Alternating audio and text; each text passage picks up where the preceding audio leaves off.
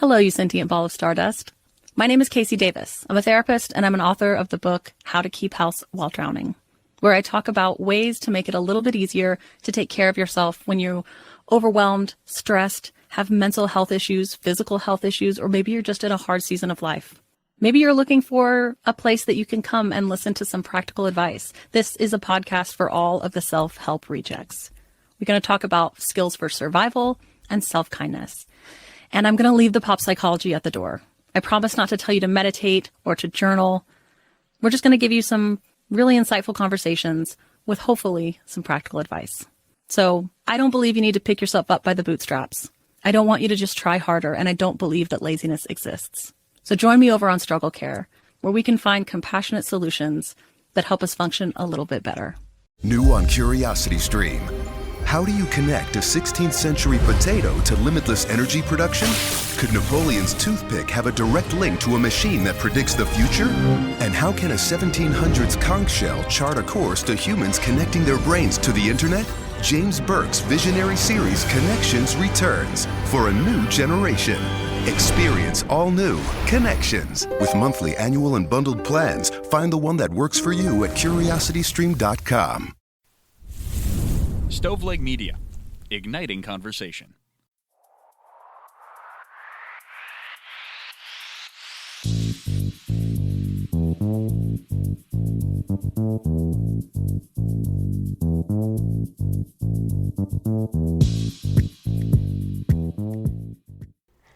Hi guys, it's me, Elena Grace, and you're listening to another episode of I've Been Thinking. Hi guys. Today we are here with Afsheen Misaghi. I pronounced Misaghi right? Yes, you did. Yes, okay, you did. Good. A filmmaker and actor from West Virginia. So most recently, Afsheen has given us the Amazon Prime series Normal for Now, which we're definitely going to talk more about in this episode. But first, Afsheen, could you tell us more about yourself? Absolutely. Thank you for letting me do the intro. I listen to the podcast for so many episodes now. My favorite is the intros. Like, hi guys, Elena Grace, listen to the podcast. So I'm Afsheen Misaghi, born and raised in West Virginia. I was born in Lewisburg, West Virginia. Moved to Charleston, West Virginia when I was quite young, like 3 years old. Grew up here in West Virginia and Charleston. Went to West Virginia University, which is where actually both my parents went to school too. My mom was born and raised in Pakistan, but then moved to Charleston, West Virginia when she was about 16 years old. So we actually went to the same high school as well. And then my dad was born and raised in India, but both set of my parents are from the same kind of area in Iran. So I'm like Persian American or Iranian American, but I'm also have big cultural influences of South Asia from Pakistan and India. Yeah. Very cool. Yeah. So, and it was cool because, they both went to WVU and they've lived all around West Virginia actually as well. They've lived in really, really small rural towns, including like a place called Man, West Virginia. They lived there for years, which is right outside Logan, West Virginia, which in itself is quite small.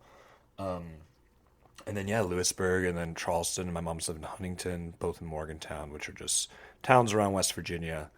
And then, I went to theater school at WVU, Go Mountaineers. And then immediately after I finished my undergrad program, I went to get my master's in fine arts in the acting of the theater. I hate that Masters of Fine Arts sound super pretentious, but it was quite a difficult time and a strenuous program. It was at the University of Florida in Gainesville, Florida, which was a lot of fun. It was a 3-year program, which I super enjoyed. But I learned a lot, but there was also a lot of problems with the program in itself, especially when it comes to like race and kind of racism and kind of treatment of people of color within the arts program there. And then right after that, I went to Turkey, of all places, on a Fulbright scholarship, which is a scholarship program to the U.S. State Department. And I was there until March, March of 2020. Unfortunately, it was cut short because of the pandemic. And then I came back to, they shipped me back to West Virginia. And I've been here ever since, trying to make some lemonade out of lemons. And yeah, it's been a lot of fun, and I'm happy to be here with you. Right. Well, we are so happy to have you here. I have been really excited about this since you reached out to me, and I'm really glad you did. Because I love having these conversations, especially about Appalachia, because Appalachia is so important to me. And I have long felt, I mean, since I was a teenager, that I wanted one of my like big goals in life to be addressing the perceptions and stereotypes of Appalachia and hopefully like righting them, you know, like Absolutely, correcting yeah. them. Yeah. So, yeah, I'm really glad you're here. No, absolutely. Yeah. And that is really beautiful. I mean, we need a lot more people like that. You know, it is quite interesting, because I was listening to an earlier episode where you guys were talking about Appalachia, and it was kind of this idea of like people who are, very few people are quote unquote interested in quote unquote fixing Appalachia. But when they do, they never even want to come here. They just want to like throw rocks at the situation, throw money or nonprofits, or like these kind of like weak things that are just trying to put like a very like unsticky band-aid on a issue. And then what they do is they just harp on the issues. And don't get me wrong, Appalachia is filled with issues just like any other place in the US or the world. But at the same time, like there's a lot of beauty, there's a lot of diversity, there's a lot of like, universal like love and beauty in this place that, rarely gets talked about, represented, all the good things, which is really unfortunate. Yeah. Absolutely. I mean, I would liken it to putting, like you said, an unsticky Band-Aid on like a bullet wound. Yeah, that's a great way of putting it. They're really not trying. They put it on there just for the looks of it. It's just this half-assed approach that really doesn't do anything to fix anything in the long run. But like you said, Appalachia is an incredibly beautiful and a far more diverse place than I think a lot of people think it is. I mean, granted, it's not like a massive melting pot, but still, yeah, it's more diverse than you expect, based on what the media would have you believe. And it's an incredible place. And I've been all around the world. We were talking about our travels before we started recording. And I've been to England and Ireland and Japan and islands. And I just like Appalachia is my home, and it is always going to be the most beautiful place in the world, Yeah, absolutely. I mean, like as soon as I leave the area, all I think about is coming back here. Yeah. Like as soon as like, it's something when you drink the water, you always want to drink it again kind of thing. But like all I think about is like West Virginia, Appalachia, like get me back home as soon as possible. And it's like it is almost like it is like sometimes like an addiction. You're just like you want it so bad because it's like you yearn for it. And I've listened to Country Roads probably as much as anybody else in this world. Like, I've listened to it so much in this world. Right. But like sometimes when I'm away from West Virginia, it really like makes me super emotional because like the idea of like driving down the road, I got a feeling that I should have been there yesterday. Like I really was like, man, maybe I should have be there yesterday. Oh God, like what happened? Like, so yeah, I know exactly what you mean. Oh, that's so funny. Do you remember Sunday Best?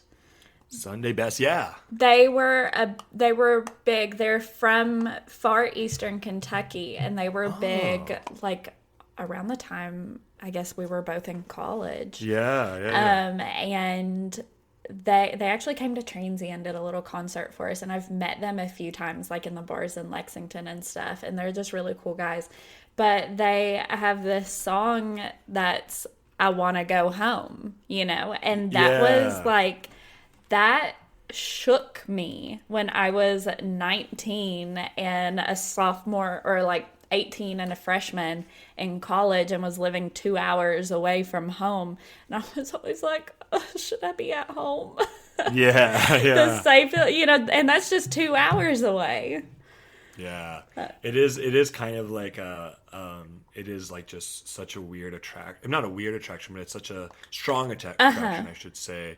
The reason sometimes I feel like it's a little weird is because I think it's because of what the media sometimes makes me feel. Like oftentimes when I'm out of Appalachia for long periods of time, I'm like, I need to go back. But then when I say these words out loud and I tell people, even when I tell people I'm just West Virginian or Appalachian, but as soon as I say, oh, I love it so much, I can't wait to go back, they're like, how and why? Or why would you want to go there? Like, what is there to do there? Like, what isn't there like, X, Y, and Z? And yeah, I mean, again, of course, there's issues, but it's my home, and it really is a quite diverse place. It's weird because growing up, I was living in Charleston, West Virginia, which again has a population of like 100,000 people. I was still like inundated with multicultural events, both when it comes to race and religion, and growing up as I got older into high school with sexuality and gender as well. Which was so great, informative to my years. I mean, at the ages of like 4 and 5, I was going to events where people were not speaking English at parks in, West Virginia, really like Coonskin cool. Park. I remember, I remember we were going to like interfaith events with my mom is big into the interfaith councils here, and she was back in Charleston, West Virginia. We were going to interfaith events where there were Muslims and Christians and Jews and Baha'is, and really ran the gamut of like Mormons and Moonies and like all every kind of religion. And getting older, I've met a lot more people in the advocacy spaces for LGBTQ plus people, the LGBTQ plus folk around here, which is, again, they're doing some great work. So it's some really exciting stuff. Yeah, for sure. I remember I didn't have as many like interfaith opportunities and stuff like that. I am from a very, very small town in southeastern Kentucky, and that just wasn't something that in Barberville was a hot commodity, Sure, yeah. But one of my best friends when I was a kid, his name was Ali, and he was one of my friends at the martial arts school that I went to. And he and I were the same age and the same rank. And his mom and my mom just loved each other. And we kind of kept in touch like as we got a little bit older. But I lost touch like with him in high school and college and stuff. But I remember how important that influence was to me, because like my mom would wish their family, happy holidays. My mom always took me to my classes because my dad was usually gone with the army. But my mom would always wish them, happy their holidays, and they would do the same for us, and, that kind of thing. And it was really sweet. And that was a really important thing, I think, in forming a lot of my ideals that I bring with me into adulthood, Yeah, absolutely, yeah. Yeah. But we have a few things that we want to talk about, like specifically too, right? Yeah, let's get into it. Yeah. Sure. So identity has long been found, at least in part, in the place that we're raised. So you, as a native Appalachian, you've been considered an outsider before because of the color of your skin, right? Like you've not been associated with being Appalachian. Yeah, right? very much so. Yeah. So belonging is a big part of my, like, I don't want to say like daily struggle to sound dramatic, but it's really like something that, kind of, affects me A lot more than, or it affects me. It affected me for so long subconsciously, and just in the last, like, I'd say year or two, I started to really like consciously acknowledge and realize it. Because so for being here from West Virginia, it's like, as and I'll say this, like, in my heart of hearts, I'm an Appalachian. Right. Like, I don't identify really anything else except for I'm a West Virginian through and through. Born and raised in Southern West Virginia, just a boy from Southern West Virginia. But when I'm around here, in West Virginia and Appalachia, I'm like, oh, I'm a West Virginian. And they kind of look at me, they're like, no, you're not. Yeah. And then when I leave West Virginia, I'm like, oh, I'm from West Virginia, I'm an Appalachian. And they're like, you're definitely not. No, there's no way you are.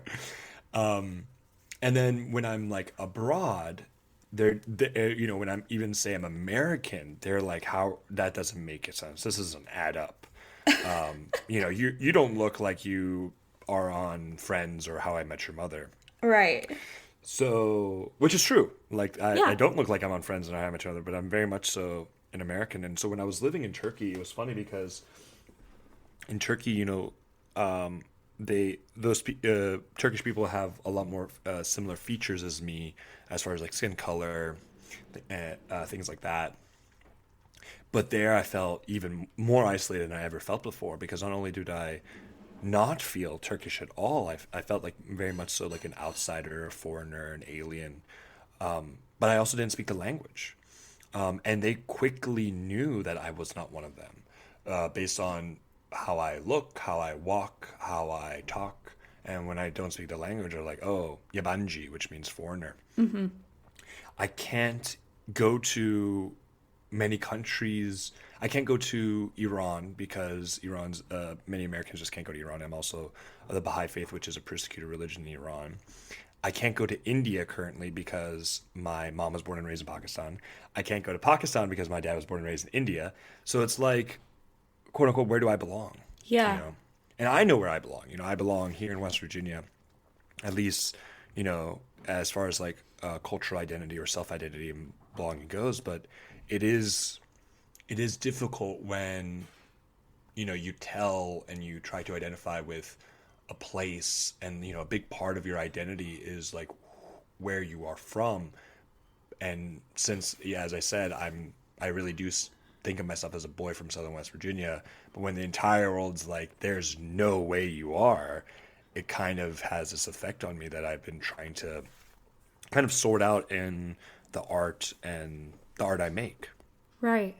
That's really cool that is your catharsis, and your art is your way of sorting this out. That's a really good way to do that, I think. And I think in the long run that hopefully that will help other people as well that are going through similar identity crises, essentially. Yeah, I mean, I think that, like, and what is beautiful is that, like, in our own way, we all are dealing with something like this, if you're a member of the LGBT community in, let's say, Mississippi, you probably, I don't want to speak on members of that community in that specific location, but if the stereotypes hold true, like, you probably do feel alone. You probably don't feel like you're connected to your community in a way that you would feel if you were possibly from somewhere else in the world. Or, if you're, a Black American born and raised in Japan, it's a similar situation. These stories, although they may seem like unique and rare, I think they're transcendable, like they're transcendable or relatable. I don't know if that's the right word, but like they can be, these feelings or these stories of like, not, quote unquote, not belonging or feeling like you don't belong, I feel like transcend to numerous different circumstances. Yeah, I think so too. I mean, I have had similar but not nearly the same experiences, but where, say, I talk to somebody and, my accent fluctuates, right? But say I talk to somebody, I don't really have much of an accent, talk to them about whatever it is, and they look at me and then they say, okay, so where are you from? And then I tell them, they're like, you're from there? That kind of situation. And I'm like, just because I have a brain or just because I have shoes on and I don't fit your stereotype doesn't mean that that is not my home and doesn't mean that that's not still where I say I'm from. Because, like, I lived in Lexington for 7 years, Lexington, Kentucky. Yeah, sure. I never say I'm from Lexington because that's not where I'm from. I'm from Barberville. I'm from Knox County, in fact, the county, not even the town, you know? So I just think, I think that that's frustrating for me. So I can't even imagine the extent to which you feel it, you know? Yeah, I mean, you know, it's one of those things too that like, well, I think it's like two ways. I think it's so interesting what you just said. So one thing is these stereotypes of being like, you know, teeth missing, you know, no shoes on, like disheveled looking kind of cousin having, you know, cousin loving, Cousin kissing, yeah. cousin kissing people, like, you know, I think that, like, you know, those stereotypes are still alive and well, but like I think that the more dangerous stereotypes are when you are applying for jobs or you meet people or you travel places or you're trying to, you know, simply, you know, kind of explain who you are and you kind of just say, oh yeah, I'm from Eastern Kentucky, or I'm from Northern Tennessee, or I'm from Northern Georgia, or from, like, you know, Western Virginia, or in my case, West Virginia. Yeah. It's instantly this like stereotype of, oh, so you went to a bad high school. Oh, so you didn't learn to read till you were 6, or oh, you went to what university? Oh, so that's just some small school in the middle of nowhere that the professors probably they probably got professors, you know, your probably professor doesn't even have a PhD kind of Right. thing. Oh, like your parents probably are a bus driver and you know, whatever. And that might be the case. I also, there's nothing against bus drivers. Of Bus course. drivers are usually the best people I actually know in this world. But you know, it is like, it's more like to say that they have a negative stereotype on what kind of person a bus driver It is, or yeah. what kind of person that may be. But in reality, I'd much rather 100 times out of 100 times hang out with people from around here, or people that are from, like, you know, that go to like an Eastern Kentucky University or West Virginia University, or people from a place like you know, Middletown, Ohio, and Chillicothe, Ohio, or Yeah. you know, Parkersburg, West Virginia, than with somebody who, you know, thinks to themself so highly because they, you know, they went to a boarding school, you know, Yeah. or they got a certain score on their SAT because they had all the luxuries of, you know, tutors and all that. I will also say though that it does make me personally open up my empathy for other kinds of people and other demographics of, you know, our beautiful nation. Yeah. And across the world too. You know, there's a really kind of story that I'm always reluctant to tell, but I still do tell because it really, like, you know, I kind of, hopefully I'm learning from it, or I learned from it was, I remember when I was quite young, I was a senior in high school, I got a scholarship. And then I had to go to the scholarship convention. It was a national convention in Atlanta, which was so much fun. And I remember speaking to somebody who got the scholarship too. She was this beautiful black woman from, I think, North Carolina or Texas. I'm sorry. And we were just chatting, and then I was like, so she was asking me what do you want to do and where you want to go to school. And I told her, and I was like, what about you? She was like, oh, I'm going to go to Columbia and become a neurosurgeon. And for a second there, my brain was like, whoa. Yeah. How? And I caught myself instantly, and I was like, how dare, I was disgusted with myself. I was like, how could I have that thought? You know, who am I to have that thought? But in reality, it was like, I'm sure that in another world, if I explained to somebody like, oh, I'm a brown West Virginian that wants to become an actor, I'm sure that people, when I tell people that, they have the same exact thought. Right. You know, and I actually followed up with her. I'm still friends with her. She actually is she's actually now in medical school. So That's really cool. she's becoming a neurosurgeon. She did go to Columbia too, so that's awesome. But Yeah, you know, it's that like is one of awesome. those. You know, it definitely has made me open up my empathy and being empathetic, I think, is, I mean, my opinion on being empathetic is it's also like a growing experience. And it's a thing that empathy grows as you are exposed to more and more.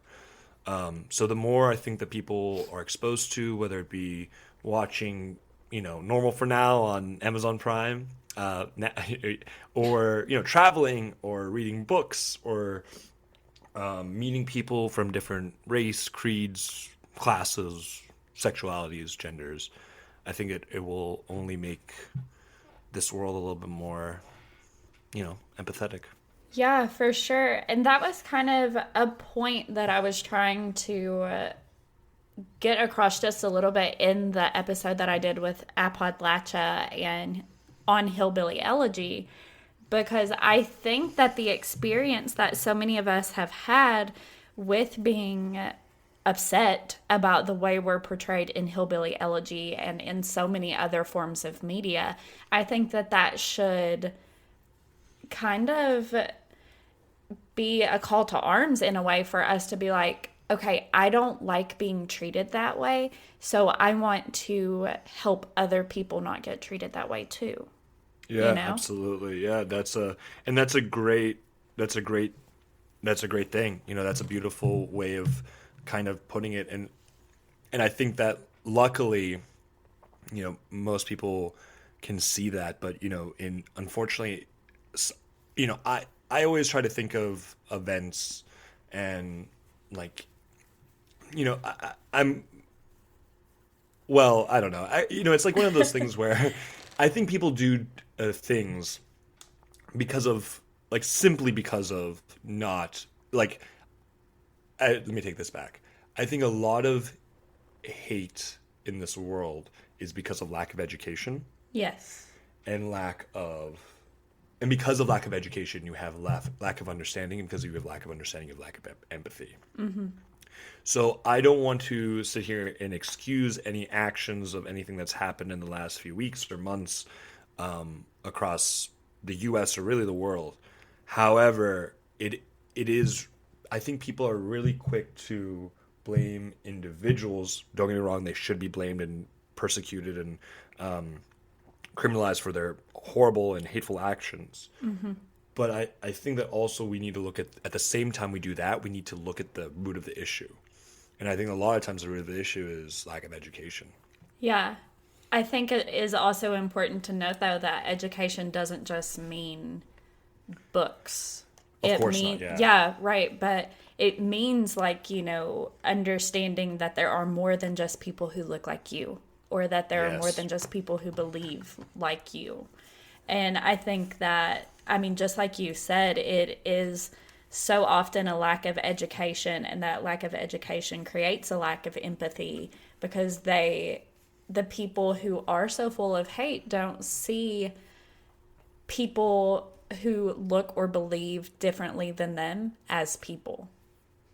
Absolutely. Yeah. And of course, like, I'm sure it's a much more complicated, multifaceted, and nuanced issue than just like the blanket term of lack of education. But I do think it is something that we as people, if we really want to make these changes, the systemic changes, I think that, again, we as people were really quick to be like, how can we get this non-sticky Band-Aid on this bullet wound? But if we really want to make these systemic changes that we want so bad in our world, and it's so clear that we want these things, we want these changes, we want to feel like we're much more connected to our brothers and sisters in the human race, however, kind of cheesy that might sound, we really do need to think of, like, what is the root of the issue. And again, I mean, I'm sure there's many things that are gone, at the root that need to be changed, but I definitely think education is at the, and again, yeah, as you said, not just like going to school and things like that, but really like, holistic education. Yeah, for sure. So kind of coming from this, I want to ask you, you've talked about this a little bit, but have you experienced more questioning of your identity from fellow Appalachians or from people outside of it? 100 times outside of Appalachia. Yeah. Yeah. although in Appalachia, sure, there is a little bit of like, there's always going to be, questions or maybe racism, both implicitly and explicitly. Right. Outside of West Virginia, I tell people sometimes I'm from West Virginia or Southern West Virginia, and it looks like I told them I'm from, an alien ship. Yeah. I was dropped off by a UFO. Like, they really cannot compute that. It was so funny. I was actually at a conference where it was a diversity conference, and it was in the Netherlands. And I told people, like, and I was kind of making a joke, but I was like, yeah, I mean, I'm, I'm from West Virginia. I'm born in West Virginia, but, both my grandparents are from Iran. My mom was born in Pakistan, but I was born in India. But I was like, in my heart of hearts, I'm like, I'm a mountain man. I'm an Appalachian. And they all started laughing. And I was like, whoa, whoa, whoa, whoa, whoa. Like, this is supposed to be the people that, like, understand where I'm coming from. But no, they're just chuckling. So I always tell that story to be like, no matter who I tell, sometimes they just can't compute that I'm from West Virginia. When I was in Turkey, I remember showing people like pictures of West Virginia, and they were like, "What is this place?" Like, yeah. How are you from there? And I was like, "Really, that's my backyard. These mountains." Mm-hmm. So, 100 times out of 100 times, it's outside of West Virginia or Appalachia. That's really interesting to me, and it kind of brings me to this question that I was thinking about, like, in the past few days leading up to this, right? Because we've been planning this for a little bit. Yeah. And I was thinking about how, like, I have never considered my Black friends or my Asian or Middle Eastern friends that I grew up with to be any less from there than me, right? Yeah. But it makes me wonder how, like, why, let me articulate this a little better. Like, why the stereotype creates such boundaries in the minds of people, like, outside. And I know that that's, like, the point of a stereotype, but just, like, why is it so difficult to be able to even compute that somebody can be from somewhere who doesn't look, quote unquote, like they're from there? Yeah, that's a really good question. Yeah, I wish. I mean, yeah, I guess I wish I knew the answer. Right. It also is like one of those things where I tell like incredibly educated people, incredibly, quote unquote, progressive means progressive minded people that are from West Virginia still have the same reaction. Yeah. Or similar reactions to anybody else. So I don't know if I have a good answer for why it is created, but I will say that a big part of my, as I was saying, like with belonging and how I've kind of started to address that and like try to express that through some of my art that I'm making, it's like a big part of like what drives me to make things and to create, and both explicitly being like, very much so like Appalachia and West Virginia and this part of the world is not what you think it is. Like we have Black people and brown people, we have gay people and trans people, we very much so like overtly, but then also subtly, and just simply me existing in this world and being who I am, and being an artist who is a person of color from Southern West Virginia. I hope that in itself is, a statement or a breaking of the stereotypes as well. Yeah, I really love that. I think that I kind of have the same ideas where I want to have these things where I'm like, I don't fit the stereotype that you've created in your brain, and this person who's a friend of mine and this person, none of them fit the stereotype. Here, I want to prove it to you, but also just by me existing and by me just doing the things that I want to do, I hope to break those stereotypes simultaneously, Absolutely. I think it's like one of those, it's funny because like all growing up, I think I have heard the phrase, like, you're enough as you are, like kind of that you are enough. And I think it's a really beautiful phrase, but I never really got it. Like I was always like, yeah, I'm enough, but I still can be smarter. Yeah, I'm enough, but I can still be stronger, or yeah, I'm enough, but I could still be like, better at the things that I do, and I actually think that's still true. But I think that what for me, that phrase like "you are enough" or "you are the only you" or "there's only one of you in this world," I think for me that what it means is like my experience is in itself an experience, and that experience is as equally as important as anybody else's. Yeah, I really like that. Yeah, that's very true. Yeah. So I also wanted to ask you, you have said that you identify as Appalachian. Like, Yes. you are an Appalachian. But I wonder, and like maybe you know, or maybe you can just like muse on this for a minute. I really don't know. But this is another thing that I was thinking about was people who don't fit the stereotype like you. Do you think that those people feel to themselves like, I don't fit it, so I can't truly be Appalachian? No, I don't think Okay. so. Because, and I'll tell you why. Because, as we said, there is this infectious nature about Right. Appalachia. Like, however much so that we, and by we I mean people of color in Appalachia, I should really just speak for myself, we might feel like isolated, we still like know this place as our As home. home. Yeah. Yeah. And so my good friend who I've become friends with in the last year, Scott T. Smith, he's a country singer from Hurricane, West Virginia, which is a small town in Putnam County, West Virginia. He's a black man, and we talk and we have similar experiences, and we talk a lot about the issues in Appalachia and our experiences in Appalachia, being two people of color, two men of color, grew up like 30 miles from each other, but still like, kind of the isolation that we felt. But in the same breath, we're like, how great is West Virginia? Yeah. I can't wait. I love it there. Like I want to be there for as long as I can. I live, love, laugh, West Virginia. So, I think it is a really interesting thing where you can love something so much, but then also the only reason we criticize Appalachia and West Virginia as much as we do, and I'm talking about me and Scott, I don't want to put words in anybody else's mouth, is because we love it so much. And Right. we want to see the systemic changes. We want to see it represented like how we actually see it. We just want a mirror shown up to the world that is Appalachia, instead of this place that, and again, these issues are true, but, and the opioid crisis really did ravage our communities.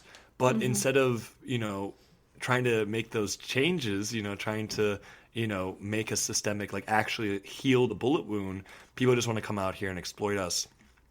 And as you guys said so well about Hillbilly Elegy, the book, about just like, oh, this is a cultural issue, Yeah. and there's no fixing it, Yeah.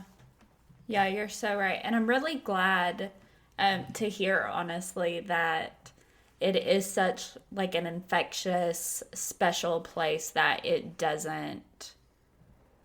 that it's not hard to identify as Appalachian. You know what I'm saying? Because that would really break my heart, I think, if it was. Yeah. Absolutely. Absolutely. No, it's like, it's definitely, again, it's like my number one thing on my, it's on my tombstone, like West Virginian, first and foremost. Yeah. Appalachian. No, I love that.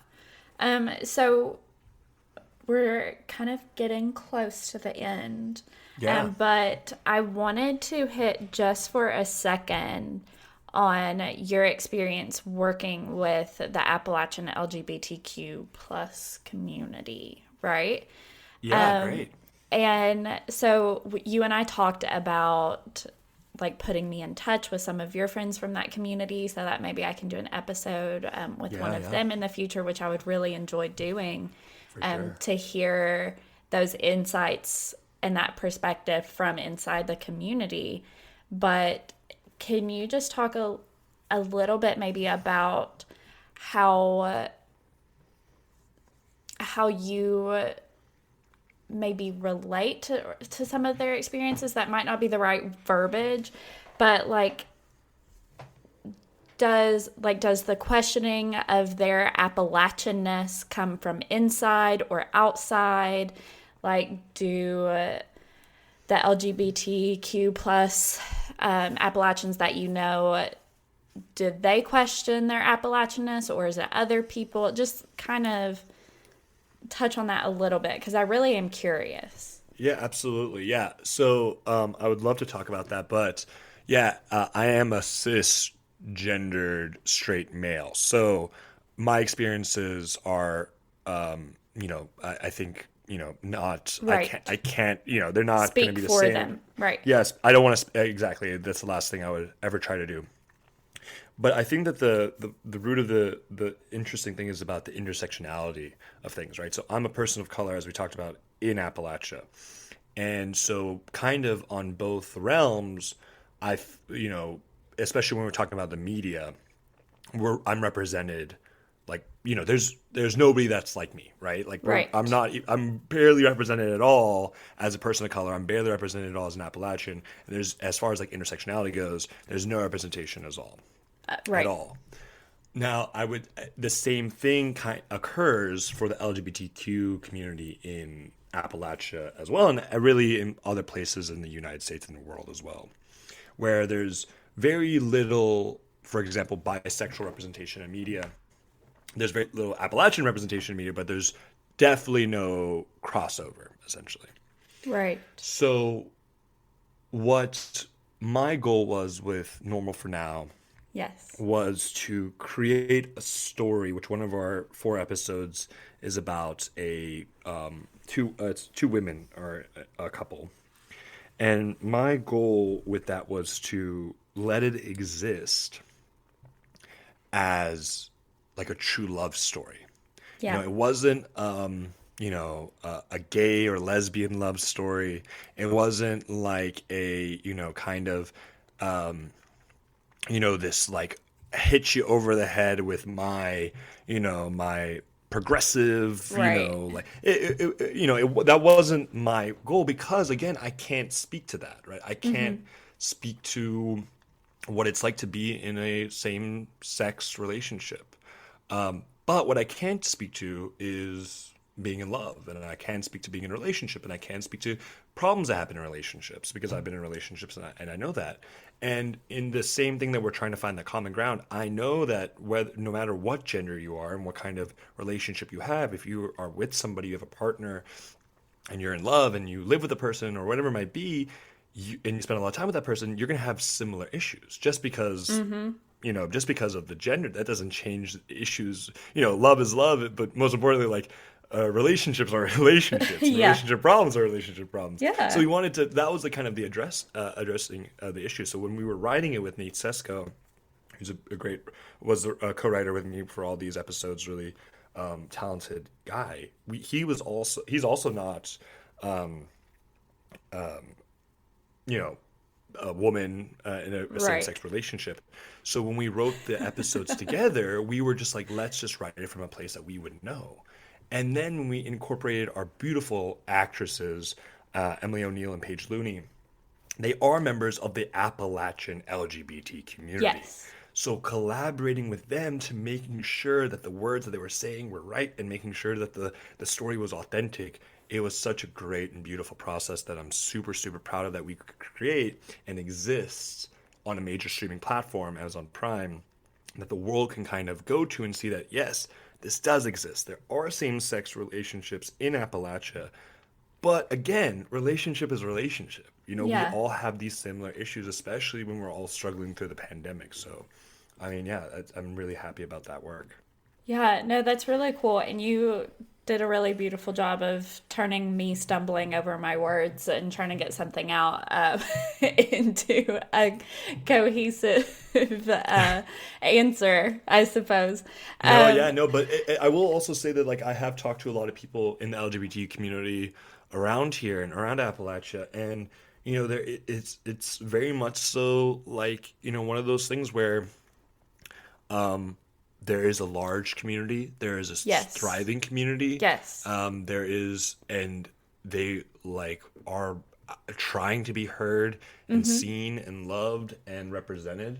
But at the end of the day, when there's stories being told about this area, and again, like, Appalachia is I'm talking about it because I'm from here, but this is happening in communities and areas all across the world. Yes.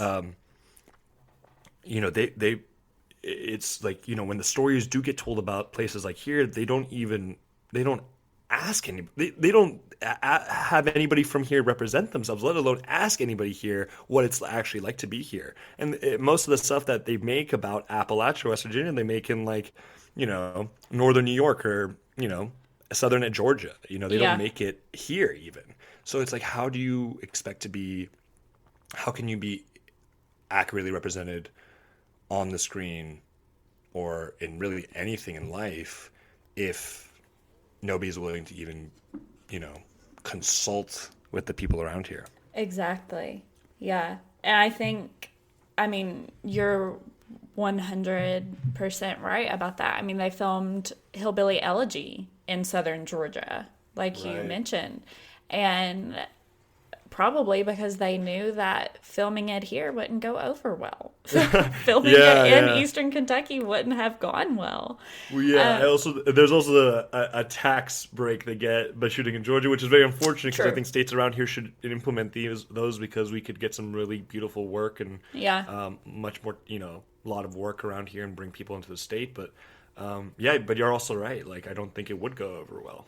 Yeah, I really don't think it would, because they know that they're not accurately representing a people, and I don't think that a lot of people care that Right. much. And I think that that's why works like yours, where you do so much work to make sure that you are bringing people in who know what they're talking about, where you write from only places that you know, where you bring in people who have experienced these things to, like, talk with you and make sure that you even just get verbiage right. Like, that's so important. Yeah, no, I'm really blessed to have worked with such talented Appalachians to make this, both all the people that are on screen and behind the screen. But I will say also, for anybody who might be listening that wants to make a project like this, or wants, to explore more about diversity in Appalachia, it's here. It's not Yeah. hard to find. It's really like, it's your next door neighbor. It's your, it's a community member you see at the Walmart or the Speedway that is, a member of the LGBT community, or, has neurodiversity, or, is a person of color, that, those stories really deserve to be told and are important to be told. I mean, again, I'm really blessed to have worked with such talented people, but they were really at my beck and call. It wasn't like I was like, oh, where am I going to find these people? It was like, I knew them. I knew them well. And I knew many of them, and they were also, like, talented and excited, and I was so happy to work with them. So I'm really blessed by that. But yeah, they're there. They're all here, Yeah, they are. I mean, all of these people, anybody you can imagine, I feel like you can find in Appalachia if you want to. And that's the thing. That's the thing. I think people use excuses as, Yes. oh, I couldn't find them, or, oh, like, there was nobody. But I think that's just laziness. I think so too. And I think that there's a lot of judgment with that too, is people think, oh, well, there won't be anybody there, or that I don't know anybody like that. And I'm like, have you asked? Yeah. Have you opened your eyes, right? Yeah. Yeah. So really awesome. Well, I am so glad that you came on today. It's been so much fun talking to you, and I really am excited to see what you do in the future, and for maybe future conversations we can have too. I would love that. Yeah. I would love if people, if they're interested in the kind of things you're saying, they check it out. Just search Normal for Now on their Amazon Prime accounts, and it's 4 episodes. They can watch it in less than 35 minutes. It's incredibly bingeable.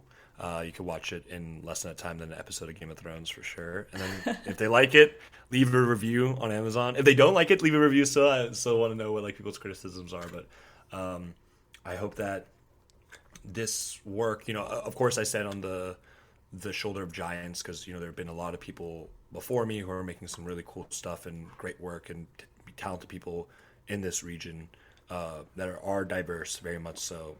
But I'm really excited to see what the future is also. So, yeah. Absolutely. Well, I want you to plug yourself too, not just the show. So yeah, I feel like the show is my life right now, but you can check out more about me. Check out my Instagram at AffyJ, AFFYJAY. That's Instagram and Twitter. Yeah. I'm much more active on Instagram, but I am still active on Twitter. And then you can check me out on my website, afsheenmisaghi.com. That's AFSHEENMISAGHI.com. So afsheenmisaghi.com. And I would love if anybody wants to talk. If anybody listening would like to talk about this project or anything I've been saying, or you can reach me out on social media or my website. Perfect. And I will definitely put the links to those in the show notes for this episode and in the blog post that I do about it too. Great. Well, I love this podcast. I'm a big fan. I'm so glad. I mean, the episodes are great, but I also love the title. I've been thinking, because it really is sometimes I'm like, oh yeah, I have been thinking about this. And I was listening to a podcast, I'm like, wow, you just said the things I was thinking. Wow, good. I'm so glad. All right. Well, I thank you so much for being here. I want you to say goodbye after I do my little outro, okay? Do it, yeah. Okay. All right, guys. And so make sure that you subscribe to I've Been Thinking wherever you listen so that you keep up to date on episodes. Subscribe to the Patreon for early access to episodes and for extra content. And also for fun stuff every once in a while because I'm working on some extra fun treats. And make sure that you follow us on Instagram at I've Been Thinking Pod. And give us a review on Apple Podcasts and hopefully let that be 5 stars.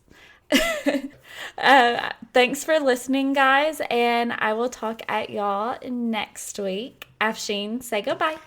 Thank y'all. It's been I've Been Thinking with Elena. I say this with love. I'm Afsheen Misaghi. Thank y'all. I'm crying. Bye. Bye, guys. Bye.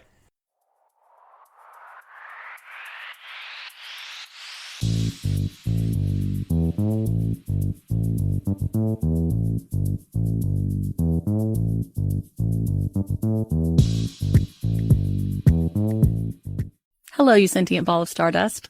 My name is Casey Davis. I'm a therapist and I'm an author of the book How to Keep House While Drowning, where I talk about ways to make it a little bit easier to take care of yourself when you're overwhelmed, stressed, have mental health issues, physical health issues, or maybe you're just in a hard season of life.